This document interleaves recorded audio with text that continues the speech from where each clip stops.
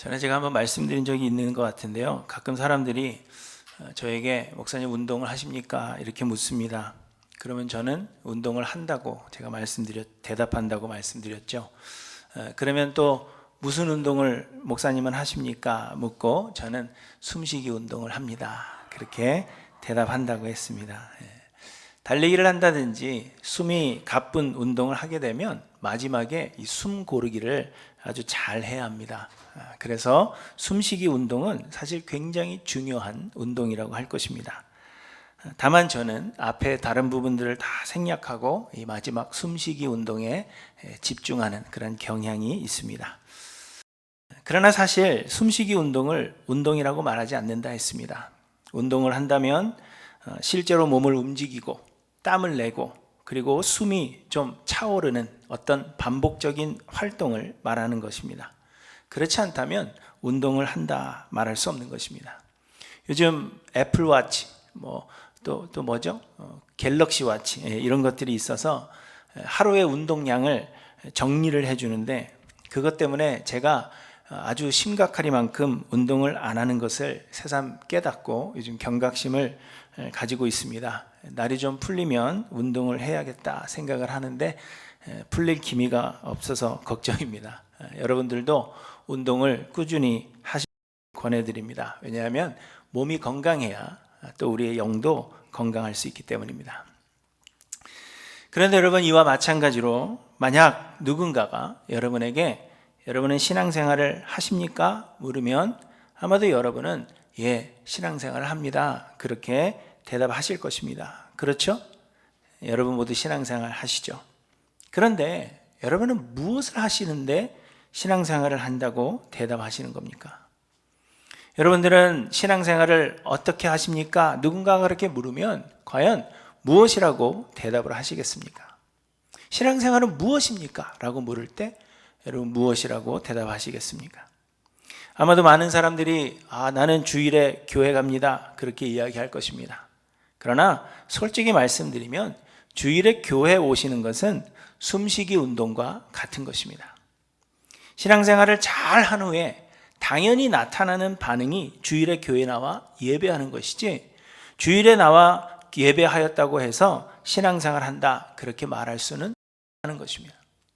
교회 봉사도 마찬가지입니다. 교회 봉사도 신앙생활의 열매로서 나타나게 되는 것이지 교회 봉사하는 것이 신앙생활이라 말할 수 없는 것입니다.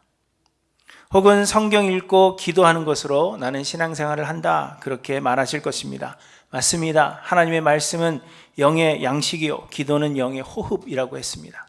그러므로 하나님의 말씀을 묵상하고 우리 쉬지 않고 기도하는 것이 중요합니다. 그러나 이는 신앙생활을 하는 하나의 방법이지 성경을 읽고 기도하는 것 그 자체를 우리는 신앙생활이라 말하지 않습니다. 우리는 말씀과 기도를 통하여 우리가 이루고자 하는 그 목표가 있는데 그것을 이루어 갈 때에 우리는 신앙생활을 한다 말할 수 있는 것입니다.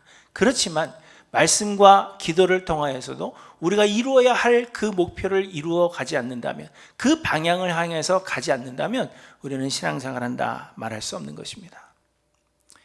오늘 본문은 골로새 교회 성도들을 향한 바울의 기도입니다.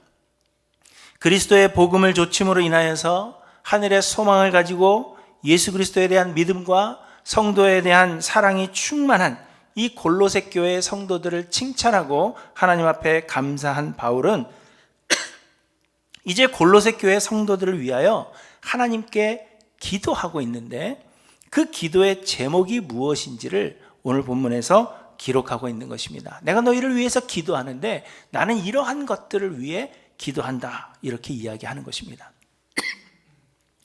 그런데 바울이 골로새 성도들을 위해 기도하는 것은 곧 이들이 신앙생활을 바르게 해달라 하는 기도입니다.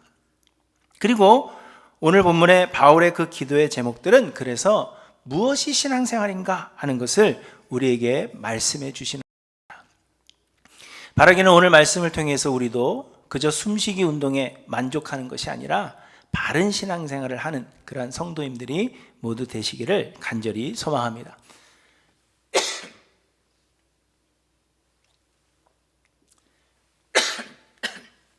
죄송합니다. 오늘 본문에서 바울은 신앙생활을 한다는 것은 하나님의 뜻을 알고자 힘쓰는 것이다, 그렇게 정의하고 있습니다. 하나님의 뜻을 알고자 힘쓰는 것이 곧 신앙생활이라는 것입니다. 골로새 교회 성도들을 위하여 기도한다는 바울은 9절에 이렇게 그의 기도의 제목을 이야기합니다. 이로써 우리도 듣는 날부터 너희를 위하여 기도하기를 그치지 아니하고 구하노니 너희로 하여금 모든 신령한 지혜와 총명에 하나님의 뜻을 아는 것으로 채우게 하시고, 이렇게 기도합니다. 쉽게 말하면 범사에 하나님의 뜻을 알게 되기를 기도한다 하는 것입니다. 여러 번 강조한 대로 사람들은 우리가 모든 일들을 계획하고 또 우리가 가진 재능이나 자원을 가지고 우리가 수고하여서 우리가 계획한 그 일을 스스로 이루는 것이라 생각합니다. 그리고 우리가 이룬 그 일들이 하나님의 마음에 들면 하나님께서 기뻐하사 복을 주시고, 그렇지 않으면 복 주지 않으시거나 최악의 경우에는 벌을 주시는 것으로 그렇게 생각하는 것입니다.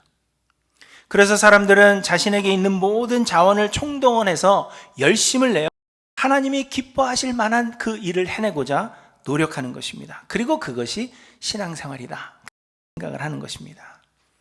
사람들은 자기의 시간과 재물과 열정을 들여서 교회 봉사하고 심지어는 해외로 선교를 나가기도 하면서 그로 인하여 복을 받으려고 노력하는 것입니다. 그러나 여러분, 세상의 모든 일들이 우리가 계획하고 우리가 이루는 것이 아니라 하나님께서 계획하시고 하나님께서 이루시는 것임을 말씀하십니다. 잘 아시는 대로 성경은 사람이 마음으로 자기의 길을 계획할지라도 그의 걸음을 인도하시는 이는 여호와시니라 하셨고, 사람의 마음에는 많은 계획이 있어도 오직 여호와의 뜻만이 완전히 서리라, 이렇게 말씀하십니다.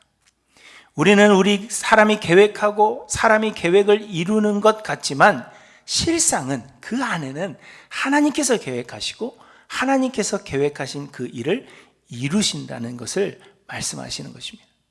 예수님도 말씀하셨습니다. 참새 2마리가 한 아사리온에 팔리지 않느냐? 그러나 너희 아버지께서 허락하지 아니하시면 그 하나도 땅에 떨어지지 아니하리라 말씀하십니다. 참새가 땅에 떨어지는 그 작은 일조차도 하나님의 계획 안에 있어야 한다는 것입니다. 여러분, 이외에도 성경은 모든 것이 하나님의 계획하심 가운데 있다는 것을 예를 들어서 우리에게 수도 없이 설명하십니다. 아브라함을 부르실 때 하나님은 아직 이스라엘 민족이 형성되지도 않은 그때 이미 애굽에서 430년간 종살이 할 것을 말씀하셨습니다. 리브가가 야곱과 에서를 낳기 이전에 하나님은 두 국민이 내 태 속에서 싸우고 있는데 그들이 낳아서 큰 자가 작은 자를 섬기게 될 것이라 말씀하셨습니다.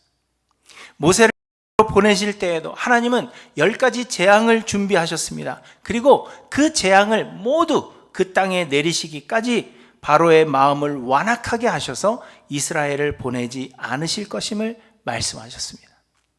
하나 해서 안 되면 그 다음 하고 그 다음 해서 안 되면 그 다음 하고 그걸 얘기하시는 것이 아니라 하나님이 처음부터 10가지의 재앙을 마련하셨는데 그 10가지 재앙이 다 이루어지기 전까지 하나님은 바로의 마음을 바꾸실 생각이 없다고 말씀하신 것입니다.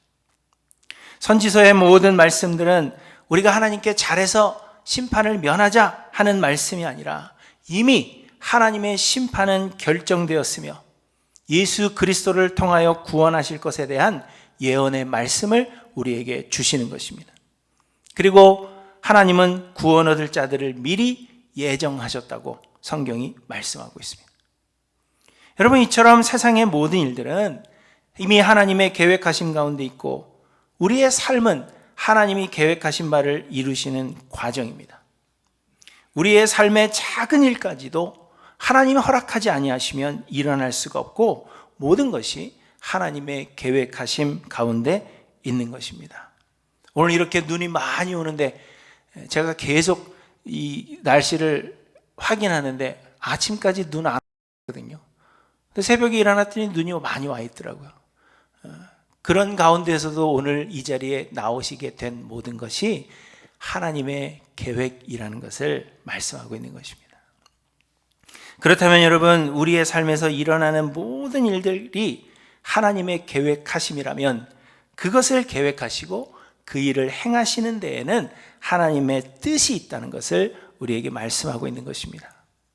그리고 우리는 뭔가를 이뤄내고자 힘쓸 것이 아니라 그 안에 담겨져 있는 하나님의 뜻이 무엇일까? 그것을 알고 이해해야 한다는 것을 우리에게 말씀하고 있는 것입니다. 그래야만 하나님의 뜻에 우리가 순종하여서 하나님의 기쁨이 될 수 있기 때문입니다. 그러므로 세상 만사 속에 담긴 그 하나님의 뜻을 알고자 힘쓰시는 것이 곧 신앙생활임을 우리에게 말씀하십니다. 물론 우리는 죄인이요 부족한 자들이라 세상 만사 속에 담긴 하나님의 그 뜻을 알 수 있는 것은 아닙니다.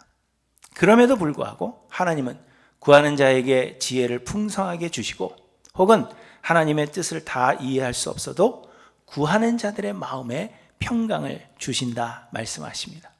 아모스 3장 7절에 보시면 주 여호와께서는 자기의 비밀을 그 종 선지자들에게 보이지 아니하시고는 결코 행하심이 없으시리라 이렇게 말씀하십니다. 야고보 사도는 너희 중에 누구든지 지혜가 부족하거든 모든 사람에게 후히 주시고 꾸짖지 아니하시는 하나님께 구하라 그리하면 주시리라 하셨습니다. 여기서의 지혜, 하나님이 주시는 지혜라는 것은 우리가 똑똑해지는 것이 아니라 하나님의 뜻을 우리에게 알리시겠다는 것을 말씀하시는 것입니다. 여러분, 우리가 말씀을 묵상하는 이유는 하나님의 뜻을 알기 위함입니다. 하나님의 말씀, 이 성경 안에는 하나님의 뜻이 담겨져 있습니다. 성경을 읽으면서도 하나님의 뜻을 구하는 것이 아니라 그저 세상을 잘 사는 노하우를 우리가 얻으려 한다거나 혹은 자신의 성경적 지식을 내세우기 위함이라면 이는 신앙생활을 하고 있다 말할 수 없는 것입니다. 마찬가지로 우리가 기도하는 이유는 하나님의 뜻을 알기 위함입니다. 그런데 우리가 기도하는 것이 우리의 소원하는 바를 이루기 위함이거나 세상의 복을 바랄 뿐이라면 우리가 아무리 많이 기도한다 할지라도 이는 신앙생활을 한다 그렇게 말할 수가 없는 것입니다. 사랑하는 성도 여러분, 여러분은 얼마나 하나님의 뜻 알기를 소원하십니까? 일주일 동안 여러분들은 얼마나 하나님의 뜻을 구하셨으며 일주일간 일어나는 수없이 많은 일들을 보십시오. 그 일들 가운데 하나님의 뜻을 알기 위해 여러분은 무엇을 하셨습니까? 하나님의 뜻을 알기를 힘쓰는 것, 이것이 곧 신앙생활입니다. 요즘 세상이 많이 혼란스럽습니다. 사람들은 세상의 여러 문제들에 대하여 깊이 생각해 보지 않고 그저 눈에 보이는 대로 또 각자의 마음대로 판단하고 비판합니다. 그러나 이 모든 일들 속에도 하나님의 뜻이 분명히 있다는 것입니다. 우리의 비판과 비난은 사회를 더욱 혼란스럽게 만들 뿐입니다. 그러므로 사랑하는 성도 여러분, 범사의 비난과 비판보다 잠잠히 하나님의 뜻을 구하시는 저 여러분들 되시기를 간절히 소망합니다. 말씀을 묵상하며 성령이 나에게 말씀하여 주시기를 간구하시고 하나님의 뜻 알기를 소망하며 하나님께 기도하시기 바랍니다. 후히 주시고 꾸짖지 아니하시는 하나님께서 우리에게 주실 것입니다. 그런데 여러분, 우리가 하나님의 뜻을 깨닫게 된 것을 어떻게 알 수가 있을까요? 믿는 사람들은 사실 하나님의 뜻, 하나님의 은혜라는 말을 남발합니다. 많은 사람들이 말끝마다 이것은 다 하나님의 은혜입니다 이렇게 말하고 또 하나님의 뜻입니다 이렇게 말하기도 하는 것입니다. 또한 그저 자신의 생각일 뿐임에도 불구하고 자기의 생각은 하나님의 뜻을 안 결과라고 자신 있게 말하는 사람들도 있습니다. 하나님께서 우리에게 나타나셔서 분명하게 우리에게 내 뜻은 이것이다 라고 말씀해 주시는 것이 아니기 때문에 누군가가 이것이 하나님의 뜻입니다 라고 주장한다면 사실 우리는 이를 부인할 길이 없습니다. 그러나 여러분, 과연 무엇이 하나님의 뜻이겠습니까? 우리가 하나님의 뜻을 깨닫게 되었다면 그 하나님의 뜻을 깨달은 것에 대한 반응이 우리의 삶 가운데 나타나게 되는데 첫째는 선을 행하게 하신다라는 것을 말씀하십니다. 하나님의 뜻을 깨닫게 된다면 선을 행한다는 것입니다.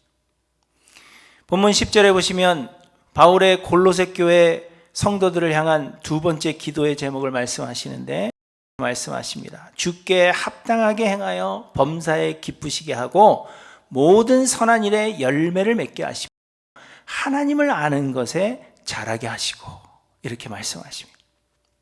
우리가 하나님의 뜻을 깨닫게 되면, 이제는 내가 하나님의 뜻을 알았으니까 그 뜻을 이루어야 되겠다, 그렇게 힘쓰는 것이 아니라는 것입니다. 우리가 하나님의 뜻을 깨닫게 되면 이는 모든 일을 우리가 하는 것이 아니라 하나님의 계획하심이라는 사실을 깨닫게 되는 것입니다.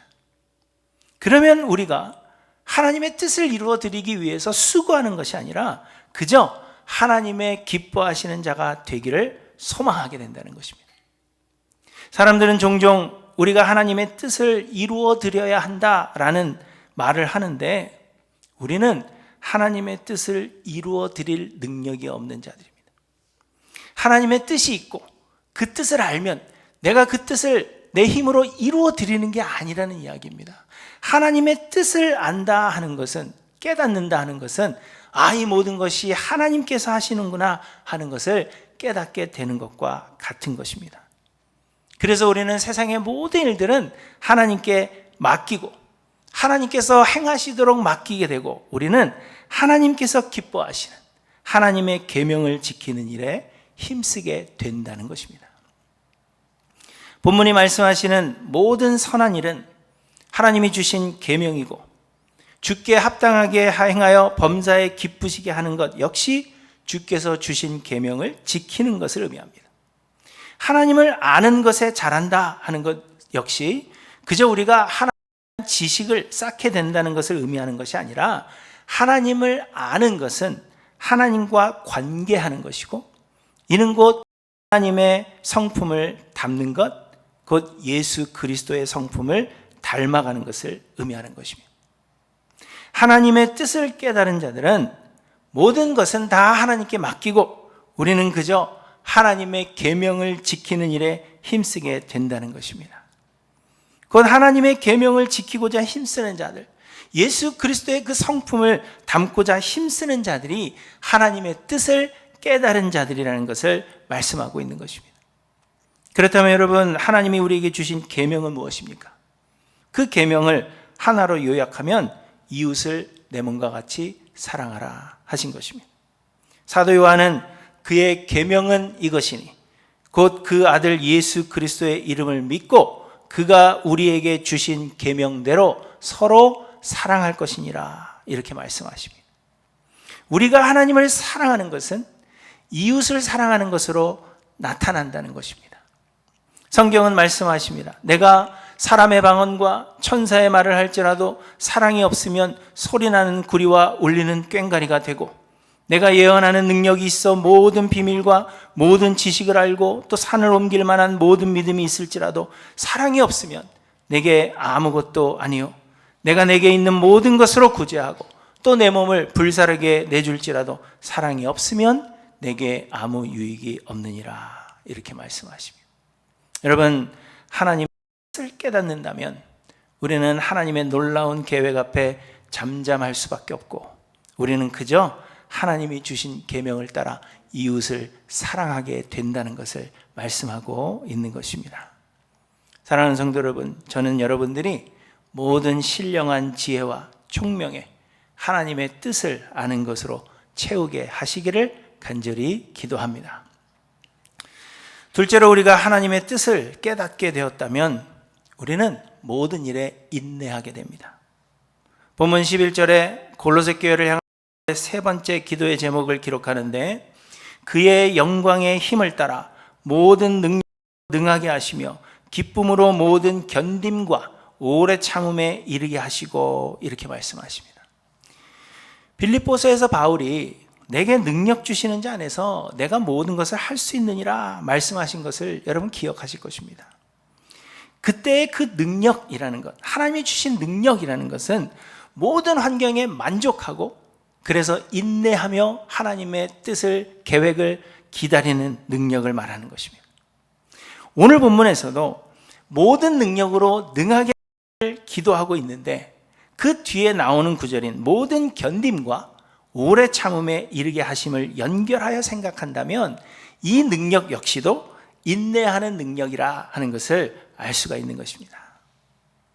사람들은 우리가 계획하고 우리가 일을 이루어야 한다 그렇게 생각하기 때문에 내 뜻대로 되지 않을 때에 우리는 하게 됩니다. 무엇이 잘못되어 있는지를 우리는 찾아서 빨리 시정해야 된다 생각합니다. 마음이 급해지고 그래서 더 많은 실수를 저지르게 될 뿐만 아니라 신경이 날카로워지게 되니까 주변 사람들에게 상처를 주게 됩니다. 그러나 여러분, 모든 것이 하나님의 계획하심 가운데 있고 하나님께서 그 뜻을 이루시는 과정이라고 생각한다면 당황할 이유가 없는 것입니다. 하나님께서 결국 최고의 선을 이루실 믿기 때문입니다. 지금 세상이 돌아가는 것을 보십시오. 당장이라도 전쟁이 일어날 것 같고 당장이라도 망할 것 같은 그러한 분위기로 세상이 흘러가고 있습니다. 사람들은 저마다 이러쿵 저러쿵 말을 많이 하고 또 행동으로 자기의 뜻을 관철시켜 보려는 노력을 하지만 이는 혼란만 가중시킬 뿐이라는 것을 우리는 경험하고 있습니다. 그러나 여러분, 이 모든 일도 하나님의 계획하심 가운데 있고 하나님의 뜻은 결국에는 이루어지게 될 것입니다. 이 세상 정사 가운데 있는 하나님의 뜻이 무엇인지 분명히 알 수 없어도 괜찮습니다. 하나님의 뜻이 있다는 것을 아는 것만으로도 우리는 인내할 수 있는 것입니다. 내 뜻대로 안 돼도 힘들어도 여기에는 분명히 하나님의 뜻이 있다 믿는다면 우리는 인내하게 됨을 말씀하고 있는 것입니다. 하나님의 뜻을 구하며 하나님의 뜻을 깨달은 자들이라면 이처럼 인내하고 오래 참을 수 있는 능력을 받게 되는 것입니다. 그러므로 사랑하는 성도 여러분, 저는 여러분들이 모든 신령한 지혜와 총명에 하나님의 뜻을 아는 것으로 채우게 하시기를 간절히 기도합니다. 그리고 셋째로, 우리가 하나님의 뜻을 깨닫게 되었다면 우리는 하나님께 감사하게 됩니다. 본문 12절에 골로새 교회를 향한 바울의 마지막 기도 제목을 적고 있는데, 우리로 하여금 빛 가운데서 성도의 기업의 부분을 얻기에 합당하게 하신 아버지께 감사하게 하시기를 원하노라, 이렇게 기도합니다. 이 말씀의 핵심은 하나님께 감사하게 하시기를 원한다 하는 것입니다. 로마서 11장의 마지막 부분에서 바울은 깊도다 하나님의 지혜와 지식의 풍성하며 그의 판단은 헤아리지 못할 것이며 그의 길은 찾지 못할 것이로다. 누가 주의 마음을 알았느냐? 누가 그의 모사가 되었느냐? 누가 주께 먼저 드려서 갚으심을 받겠느냐? 이는 만물이 주에게서 나오고 주로 말미암고 주에게로 돌아감이라. 그에게 영광 세세에 있을지어다. 아멘. 이렇게 기록하고 있습니다. 바로 전 로마서의 9절까지는, 로마서에 지금 제가 읽어드린 그 바로 전까지는 바울이 이스라엘을 택하사 온 인류를 구원하시려고 하는 하나님의 놀라운 계획에 대하여 깨달은 바를 기록하고 있습니다. 하나님이 이스라엘만을 택하신 줄 알았는데, 그런데 이스라엘이 하나님 앞에 범죄하였기 때문에 실패하여서 이방인에게 구원이 넘어갔다고 본인들 생각하고 많은 유대인들이 그렇게 생각해 왔는데, 하나님의 뜻을 깨달아 보니까 그것이 아니라는 거예요. 하나님은 처음부터 온 인류를 구원하시기로 계획하셨다는 것입니다. 그래서 그 시작점으로 이스라엘을 택했다는 거예요. 그리고 이스라엘이 하나님 앞에 범죄함으로 인해서 그 복음이 이방인들에게 전하여지게 하셨다는 겁니다. 그리고 이방인들 중에서 구원 얻고 하나님께로 돌아오는 것을 바라보는 많은 유대인들이 그것으로 인하여 마음에 시기함을 가지게 되고, 그래서 우리도 구원을 얻고 싶다라는 마음으로 예수 그리스도 앞으로 돌아오게 하시려는 것이 하나님의 온 인류를 구원하시려는 계획이라는 것입니다. 그런데 그 하나님의 놀라운 계획을 깨달은 바울은 하나님의 그 놀라우신 계획 앞에 경의를 표하지 않을 수가 없었던 것입니다. 그래서 11장 마지막에서 하나님께 영광을 돌리고 있는 것입니다. 깊도다 하나님의 지혜와 지식의 풍성하며 그의 판단은 헤아리지 못할 것이며 그의 길은 찾지 못할 것이로다. 누가 주의 마음을 알았느냐? 누가 그의 모사가 되었느냐? 주께 먼저 드려서 갚으심을 받겠느냐? 이는 만물이 주에게서 나오고 주로 말미암고 주에게로 돌아감이라. 그에게 영광이 세세에 있을지어다. 이렇게 경의를 표하고 있는 것입니다. 이는 하나님의 뜻을 깨달은 자들의 동일한 반응입니다.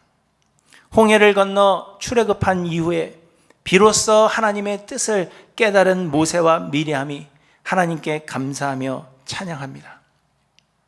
사무엘을 얻은 한나 역시 비천한 자를 높여주심에 하나님께 감사하며 찬양합니다. 고통 속에 담긴 하나님의 뜻을 몰라서 괴로워하던 욥은 하나님의 뜻을 온전히 알 수는 없었지만 그럼에도 하나님의 주권과 섭리하심 앞에 그는 엎드리지 않을 수 없었다는 것을 성경이 기록합니다. 처녀가 잉태하였다는 것은 돌에 맞아 죽을 위험한 일이었음에도 불구하고 인류 구원을 위한 하나님의 그 뜻을 깨달은 마리아는 하나님께 감사하며 하나님의 그 크신 계획을 찬양할 뿐만 아니라 이 비천한 여인을 사용하시는 하나님의 그 놀라운 사랑 앞에 무릎 꿇었던 것을 우리에게 보여주십니다.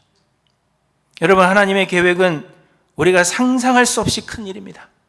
하나님은 내 생각이 너희의 생각과 다르며 내 길은 너희의 길과 다름이니라 하시면서 이는 하늘 땅보다 높은 내 길은 너희의 길보다 높으며 내 생각은 너희의 생각보다 높음이니라 이렇게 말씀하셨습니다.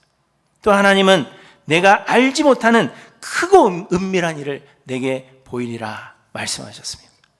여기에 은밀한 일이라 하는 것은 우리가 생각조차 못한 일을 의미하고 있는 것입니다. 그렇게 여러분, 하나님의 뜻을 우리가 깨달았다면 우리는 그 계획 앞에 무릎을 꿇지 않을 수가 없고 하나님의 그 계획 앞에 우리의 생각과 모든 것은 다 쓰레기에 불과하다는 것을 고백하지 않을 수 없고, 그래서 하나님의 뜻을 깨달았다면 하나님께 감사하고 예배하는 것이 당연한 반응이라는 것을 우리에게 말씀하고 있는 것입니다. 사랑하는 성도 여러분, 저는 여러분들이 모든 신령한 지혜와 총명에 하나님의 뜻을 아는 것으로 채우게 하시기를 간절히 소망합니다. 그래서 모든 성도님들이 그 하나님의 뜻 앞에 무릎 꿇게 되기를 원합니다.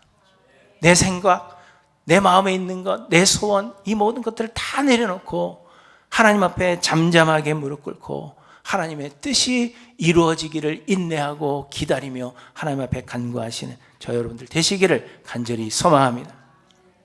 오늘 본문 13절은 그가 우리를 흑암의 권세에서 건져내사 그의 사랑의 아들의 나라로 옮기셨으니 그 아들 안에서 우리가 속량 곧 제사함을 얻었도다 이렇게 말씀하십니다. 우리를 향하신 하나님의 궁극적인 뜻은 세상을 복주시는 것도 아닙니다. 잠시뿐인 세상에서 우리를 형통하게 하시는 것도 아니라는 것입니다. 우리를 향하신 하나님의 그 궁극적인 뜻은 우리를 죽음에서 구원하사 영원한 하늘나라를 기업으로 얻게 하시는 것입니다. 하나님은 독생자 예수 그리스도를 통하여 이미 이 일을 시작하셨고 예수 그리스도가 오시는 그 날에 은혜로 이 구원을 완성하실 것입니다. 여러분, 이것이 하나님의 우리를 향하신 뜻입니다. 세상에 어떠한 일이 일어나고 어떠한 것으로 우리의 마음을 아프게 하고 우리를 힘들게 한다 할지라도, 무엇 때문에 우리가 고통하고 왜 내 뜻대로 되지 않을까 근심하고 걱정한다고 해도 변치 않는 사실은 이미 예수 그리스도로 시작하신 그 구원의 역사가 반드시 예수 그리스도에 다시 오시는 그날까지 이루신다는 것입니다.